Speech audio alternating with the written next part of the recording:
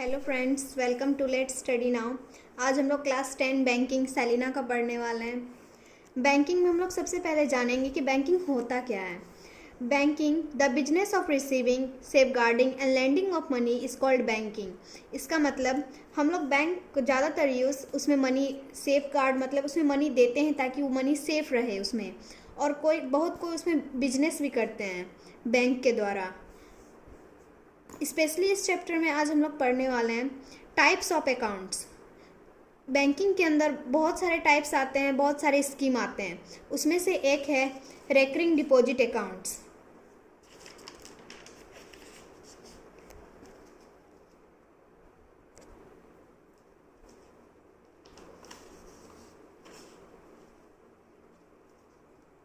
इसे हम लोग आरडी अकाउंट भी बोल सकते हैं। रेकरिंग डिपॉजिट अकाउंट ये एक स्कीम है। अंडर दिस स्कीम एक जो डिपॉजिट करता है उसको डिपॉजिटर बोलते हैं। Under this scheme A depositor chooses a specified amount and deposit that amount every month for a fixed period. इस स्कीम के अंदर जो डिपॉजिटर होता है, जो मनी डिपॉजिट करने वाला है बैंक में, वो एक स्पेसिफाइड अमाउंट चूज करता है कि उसको कितना, वो हर मंथ कितना दे सकता है बैंक में, और उसको फिक्स्ड पीरियड के लिए देना पड़ता है। वो चाहे तो 3 महीना तक भी लगातार दे, पर उसको हर महीना देना पड़ता है। वो चाहे तो 3 महीना तक दे सकता है या फिर 10 साल तक, वो उस पर डिपेंड करता है। लेकिन उसको एक स्पेसिफाइड मनी चूज़ करना पड़ेगा जो उसको लैंड करना है, जो उसको देना है बैंक में, और उसको हर मंथ वो देना पड़ेगा। और जब वो पीरियड पूरा जाएगा, period can be from 3 month to 10 years. आप इसे 3 महीने या फिर 10 साल तक, जितना चाहे उतना दिन तक बना सकते हैं, लेकिन उसके अंदर आपको हर महीना वो मनी सबमिट करना पड़ेगा। और जब जैसे आप मान लीजिए आपने 1 साल के लिए बनाया, फॉर 1 ईयर। अगर आप 1 साल के लिए बनाते हैं इसको, तो जब ये 1 साल आपका पूरा जाएगा, और मान लीजिए आपने एक फिक्स्ड अमाउंट किया है, फिक्स्ड अमाउंट आपने चूज़ किया है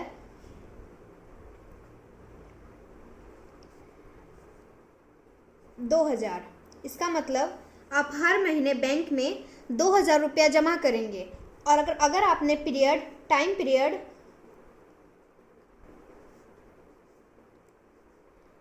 1 ईयर लिया है, दैट मीन्स, और 12 मंथ। ये तो हम लोग सब जानते ही होंगे कि 1 साल में 12 महीने होते हैं। तो उस आदमी को जितना उसने अमाउंट फिक्स्ड किया है, दैट मीन्स फिक्स्ड अकाउंट 2000, उसको हर महीना 2000 रुपया बैंक में जमा करना पड़ेगा, वो भी 1 साल तक, 12 महीना तक। और जब ये 1 साल कंप्लीट हो जाएगा, तब जो बैंक के द्वारा मनी दिया जाएगा आपको, वो इंटरेस्ट के साथ दिया जाएगा। इंटरेस्ट आपको पहले ही बैंक के द्वारा, हर बैंक का अलग अलग इंटरेस्ट होता है।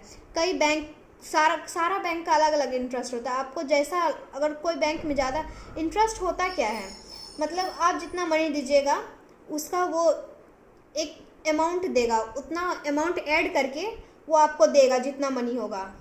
Interest can be 0.5% rate of interest.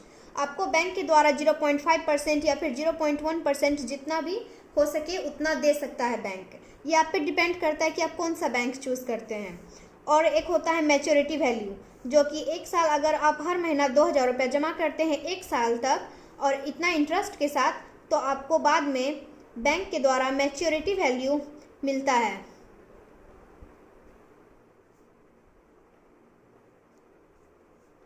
Maturity value ये आपको निकालना पड़ेगा फॉर्मूले के साथ। इसके लिए आपको फार्मूला यूज़ करना पड़ेगा, और ये बैंक के द्वारा दिया जाता है जब आपका पीरियड 1 साल का ख़त्म हो जाता है।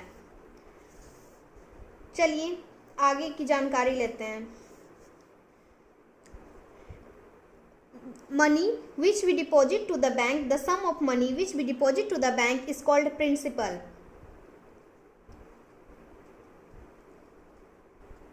and it is denoted by the letter P. Here the principal is 2000 and period. That means period is denoted by the letter N. Month is denoted by the letter N, and here month is 12. Interest, rate of interest, it is denoted by the letter R. Here rate of interest is 0.5%, and maturity value which we receive from the bank is denoted by the letter MV, that we have to calculate.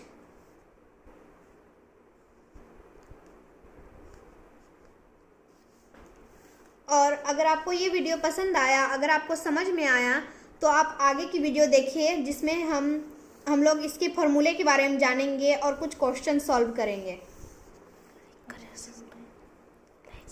Like और subscribe जरूर कर दें।